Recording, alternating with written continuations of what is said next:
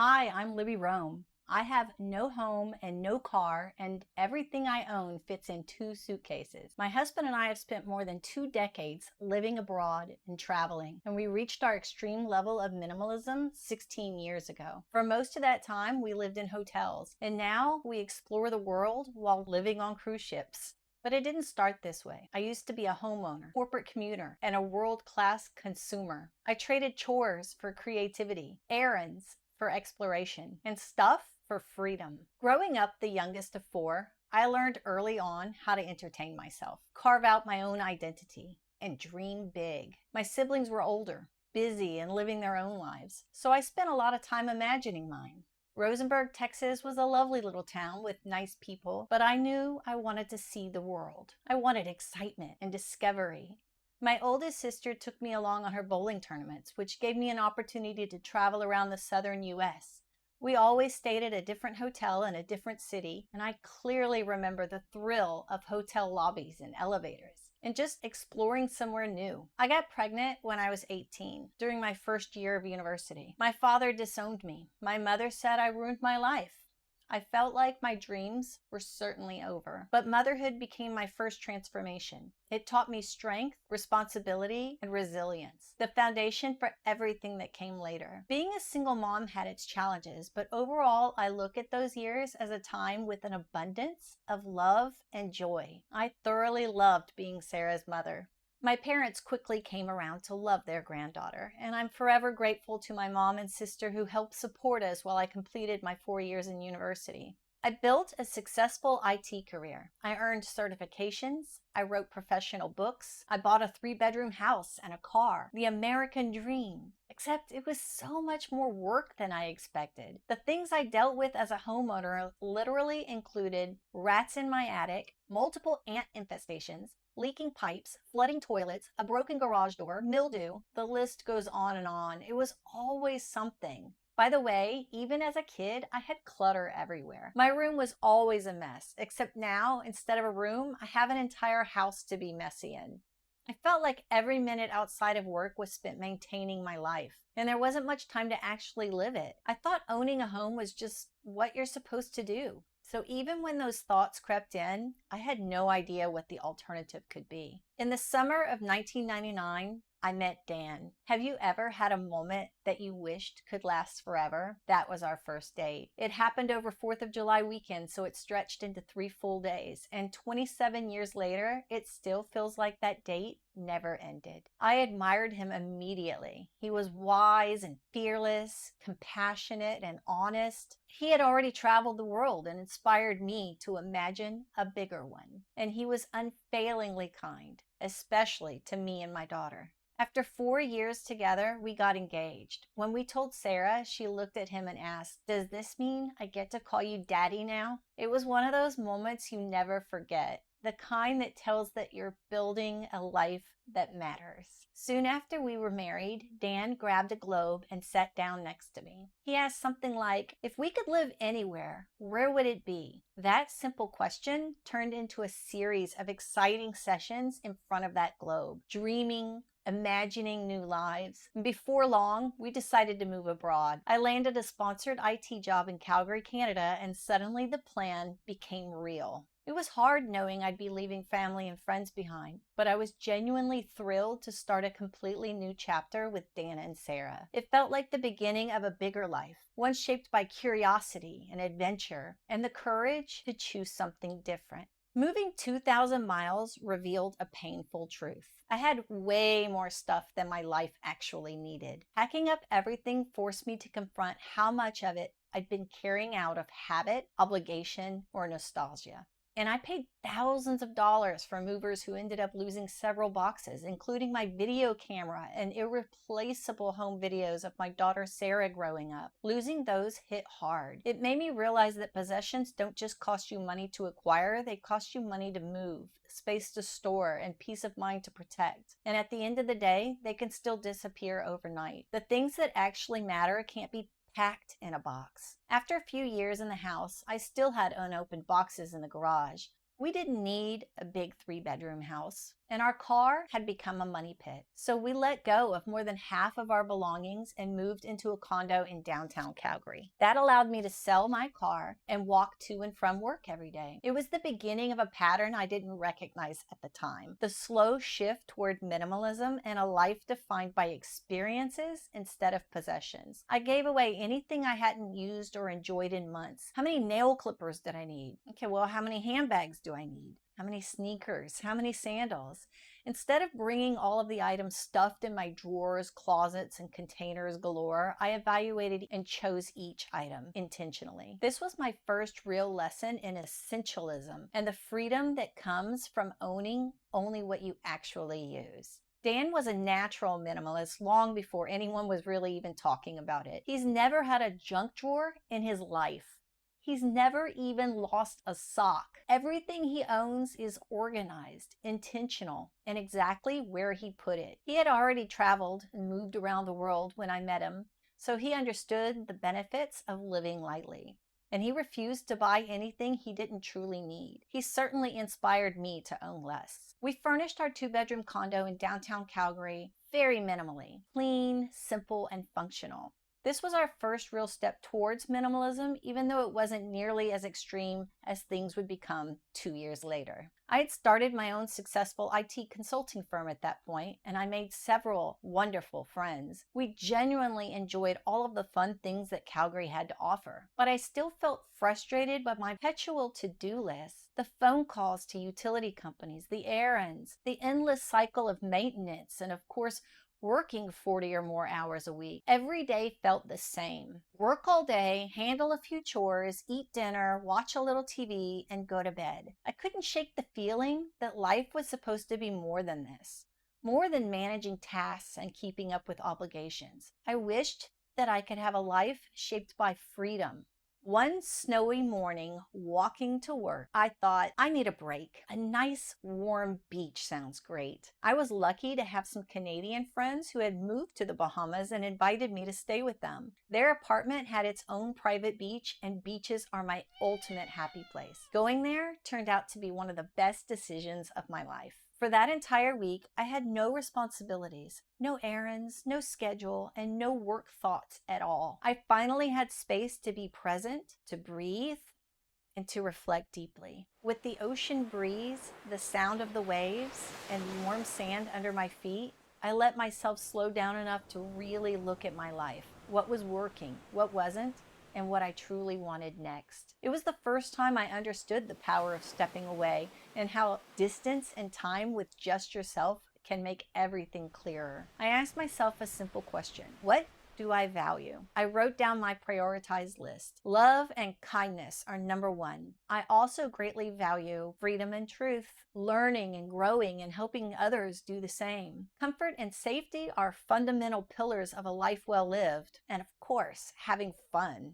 Money didn't make the list, but of course it could enable some of those things like freedom and comfort and safety and fun. I also read a book that had a big impact on me, The 4-Hour Workweek by Tim Ferriss. It planted the idea that I shouldn't wait until after retirement to start fully living my life. It made me consider that there are alternate paths I could take to optimize my time, work, and possibilities. After my deep reflection that week, I made a decision. I was going to start focusing on living a life aligned with my actual values. I'm going to partner with my loving, creative husband to carve out something new. I just didn't know what it was at that point. I came back from that trip a very different person, with a completely different perspective on how I wanted to live. I was fortunate enough to be making a 6-figure corporate salary. It was plenty to have a comfortable life and save for the future. But I was also fortunate enough to make a different choice, to change my situation, to align more with my priorities. So I reduced my workload. I negotiated Fridays off with my client. I hired a virtual assistant. I even hired a personal chef. When I considered that my time was money and my time is valuable, it all made sense to seek help where I needed and pay others for their time helping. I also hired Sarah, now a teenager, as my office manager for my small consulting firm. Instead of me drowning in all the admin work, I was teaching her how to run a business. My to-do list shrank, For the first time, I had space to actually live and focus on what mattered most. And we booked an exciting family vacation. 2 weeks in London, Brussels, and Paris. That trip was another game changer. My relationship with Sarah deepened, my relationship with Dan deepened, and Dan and I finally had time to dream big again. We loved our trip, and we came home inspired. That inspiration turned into a bold new idea. Maybe we should try to move to London. It was the beginning of a new chapter, one shaped by intention, curiosity, and the courage to redesign our lives. I landed a consulting role with Accenture UK, and with everything we'd already learned from downsizing, we took it even further, down to 2 suitcases each. This was 16 years ago, the beginning of our extreme minimalism. We have absolutely no regrets due to the amazing life experiences that it's enabled us to have. I even let go of my most precious possessions. The hardest was probably my scrapbooks. One of my biggest hobbies was going to scrapbooking events with my friends and spending countless hours creating what I was kind of thinking I would ultimately show my grandchildren one day. I took pictures of my scrapbooks instead. My digital versions are now safe from theft, floods, and fire, and they're always there whenever I want to revisit those memories or share them. Going digital let me keep the meaning without the clutter. Any regrets? Not that I eliminated them, but I do wish I had taken more time and care to get better quality images of my scrapbook pages. Now, Sarah was just a teenager, and I did not want her to get rid of anything she might regret. So we brought some of her most precious items, including her scrapbook collection, to Texas with us, where my stable sister stored it for her. And when I stepped off the plane to start my next chapter in London, it felt like stepping into the next evolution of myself, an exciting opportunity to learn and grow. I lived and worked in central London, and we walked everywhere. The city became part of our daily rhythm. The streets, the parks, the live theater, the markets. We leveraged the opportunity to explore as much of the UK as we could as well. We absolutely loved it. Then Dan got a job at Philips in the Netherlands, and shortly after, I accepted a role there too. Every morning we walked to the office together, passing ducks and rabbits and horses and cows, even pheasants along the way. Being surrounded by nature softened everything in my life. I had fun taking Dutch lessons too, and my colleagues happily helped me practice every day. Meanwhile, Sarah finished sixth form school in London and started at the University of Amsterdam. It felt magical, all of us beginning new chapters in the Netherlands, but still close enough to support each other. Living and working abroad gave me more perspective, compassion, and understanding of the world. I made new friends from all over, and in the process, learned more about myself and the world. I used every opportunity to travel across Europe, exploring as many cities as I could. I even took a month-long solo trip that gave me the kind of joy that's so deep, it brought me to tears. In 2012, Dan and I returned to the US as empty nesters. We had accumulated some extra stuff while in the Netherlands. Gosh, it's so fast and easy to do. Sarah got first dibs as usual, and she took the only remaining scrapbook that I had kept, which now sits in her curio cabinet. Then we once again sold or gave away everything else that we did not need. I focused on getting a job in the US that required global travel, and I landed one at IBM. They paid for my hotels, transportation, and food while I was traveling for work, which was initially most of the time. Buying a home or paying rent when I was rarely going to even be there made no financial sense. Our only major expenses were Dan flying around with me, and sometimes we needed to cover our own accommodations and food. Hotels provided furniture, utilities, housekeeping, security, comfort and safety, zero chores, and zero clutter. And I quickly earned elite hotel status across several chains, giving me things like free breakfast and room upgrades and lounge access. Even when my company was not paying for it, we found it more economical to continue to live in hotels than to buy or rent a home. In our case, having to buy new furniture, appliances, and household supplies again would be several $1,000s. But even without that expense, our monthly costs were less because we didn't pay for a home, car, utilities, home insurance, car insurance, HOA fees, home repairs, etc. In the book I wrote in 2019, Hotel Sweet Home, I show how hotel living costs less than having a home or renting. Could you imagine only having 2 bags of belongings if it meant staying in hotels and traveling the world? That is exactly what one author is doing, and she's currently staying here in Tampa. Libby Rome is the author of Hotel Sweet Home. She started becoming a minimalist about a decade ago. I gave up like about half of my belongings, and a couple of years later, I gave up 90% of my belongings because it just felt so freeing. I felt like my life had a lot of chaos in it, and I was definitely stuck in that consumerism cycle. I actually show in my book how living in hotels is less expensive than owning a home or renting an apartment. And I use a base salary of $60,000. You get to actually save some of that money and live in hotels and get to travel. And that includes all your food as well. So, what does she carry with her? I actually, in my book, have an entire inventory of my belongings. I have 2 pairs of shoes, some sneakers, and some sandals, and that's it. And just the very basics. Everything is in a carry-on bag, so it's nice and easy to travel with. And I have a laptop bag as well. I felt a calm detachment from stuff, and I have especially enjoyed the lack of chores and errands. I felt like I was on vacation every single day after work and every weekend. But unlike a vacation, I could generally leave whenever I wanted to or stay longer in places we enjoyed. We enjoyed living in Panama and Central America, all around the UK and Europe, and we thoroughly explored most of the states around the US. Does nomadic life get lonely? At the beginning, it did, but eventually I realized I had control over that too. I had such fond memories of bowling league nights and hanging out with my girlfriends, and while my community looks different now, the connections are still there, just in new forms. Sometimes I spent time in Texas with my mom and my sister, with the friends who feel like home. Sometimes family and friends met up with us on the road.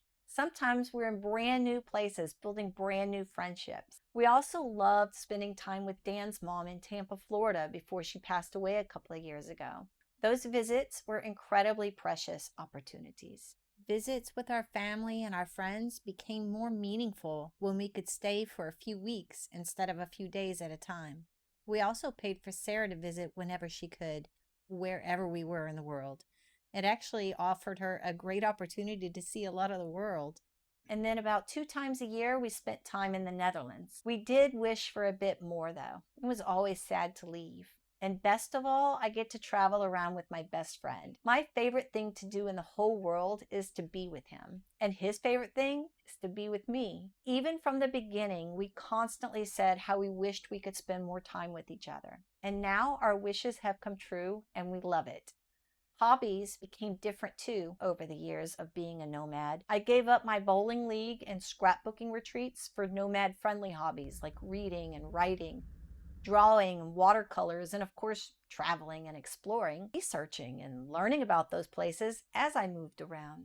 So, hotel living changed some things, but overall, greatly aligned with what I valued. I know Star Trek impacted my values. I was the kind of Trekkie who believed exploration wasn't just about seeing new places, but about learning and becoming a better version of yourself every time you arrived somewhere new. Hotel living felt like the first warp jump.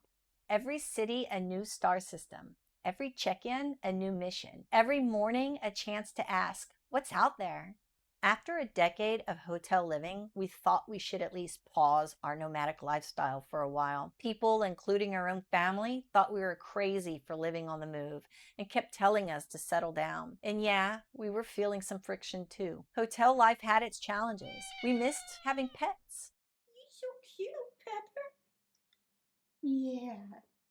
We missed seeing our friends and family more regularly, and flying had become more stressful every year. Constantly moving meant constant planning too. The logistics, bookings, and schedule maintenance were tedious and time consuming. Then in 2017, my world changed. I was diagnosed with type 1 diabetes. Because I was in my 40s, I was actually misdiagnosed with type 2 at first. And then after going into diabetic ketoacidosis multiple times, I finally received the correct diagnosis 6 months later. It was a rough year, and I truly thought my traveling days were over. We rented an apartment in Pasadena, California for a year, and even bought furniture and appliances. Then we were quickly reminded of how easy it is for boxes to just show up from Amazon, and how chores and errands are just part of everyday life. Then, through an adult camp called Connected in Motion, I met other adults thriving with type 1 diabetes, and I realized something really important for me. This chronic condition doesn't make me a sick person. It just means I have a bit more upkeep now. So we changed our minds. We wanted the flexibility of our extreme minimalist and nomadic lifestyle back. We gave away our belongings again and moved into the Hilton Pasadena. Then the world stopped. The COVID pandemic was the pause between seasons. Airplanes grounded, hotels shut down. A quiet, suspended moment where exploration was replaced by reflection. But pauses aren't endings. They're recalibrations. When the world opened again, I didn't return to the old mission. I charted a new one. We had taken our first cruise together right before the pandemic, and we both loved it. So after some time to dream big again, the next evolution became obvious. Cruise ships offered everything hotels did, plus minimal flights, limited packing and unpacking, minimal transportation and logistics. I mean, while I cruise around Europe, I don't even need to get off the ship on cruise turnaround days. Plus, the ship has built-in entertainment and fun vibes. And since we have no home, car, utilities, or other major expenses, it made the most financial sense as well. It was the natural next step in our minimalist nomadic life. I love exploring the world so effortlessly now. Having type 1 diabetes has indeed made our nomadic life more challenging. Doctors and pharmacies much prefer you to be in the same place. I had originally a tough time because I kept changing doctors, but I finally started cruising out of the same port for most of the year. That allowed me to have medical appointments as needed and to pick up my medical supplies from the CVS in Fort Lauderdale every 90 days. Today, I keep my insulin in my cabin fridge, or if I have a large surplus and I'm on the ship for a long time, I have the medical facilities store it for me. In many ways, diabetes management is easier because I'm never far from food, a chair to rest in, or help if I ever need it. I keep my supplies organized, plan ahead for refills, and make sure I always have backups. I haven't had any emergencies, but it's also nice to know that there is a doctor on board who knows what to do if needed. And as for my extreme minimalism, even though we had successfully been traveling around for over a decade with our 2 pieces of luggage, they were actually quite cumbersome for train travel or flights. So we decided to get a storage unit, which we later downgraded to a storage locker. Today, I carry what I need in a backpack. It especially helps me store any surplus of my type 1 diabetes medical supplies. As you can imagine, Dan's backpack runs at 100% Borg efficiency, perfectly organized and perfectly optimized. Mine has everything I need and things that I want, but it's just, let's say, creatively arranged. I love my backpack because it helps me move through the world more easily. I can go up and down ship staircases, through narrow stairwells across Europe, across wet cobblestones, muddy paths, or whatever terrain the day throws at me. If you want to see what's in our backpacks and storage locker, let me know. I can make a whole video showing you exactly what we own after 16 years of such extreme minimalism. And if you're curious about what this lifestyle costs us, my monthly and annual budget, cruise life expenses, and everything else, you can check out my How I Afford This video. Minimalism didn't just clear my home, it cleared my path. By removing the noise, I finally had space to think, learn, dream, create, explore, and share this journey with you. This choice carried me through dozens of countries with the love of my life, surrounded by global friendships, unforgettable experiences, and an incredible variety of food. My stress is low, my joy is high, and my priorities have never been sharper. And now I'm excited to announce I have the privilege of being a grandma. Our nomadic lifestyle let us be there for our only granddaughter's birth. And cruising Europe means we get to see our daughter and granddaughter regularly, more often than ever. Some of us aren't meant to stay in one place. Some of us are built for exploration. So while I can, I'll keep choosing the horizon, knowing I'll never look back with regret. I've lived fully, loved deeply, and watched my daughter become a wonderful mother. It's been a life well lived, and I'm excited about what's next. If you're overwhelmed by your home, your obligations, your stuff, trust me, I get it. Life is so short. I hope my story shows you this. Even within your own circumstances, you don't have to live the life that's expected. You can shape your world bit by bit to align with your values. Look beyond the ordinary, and I'll see you over there. Bye for now.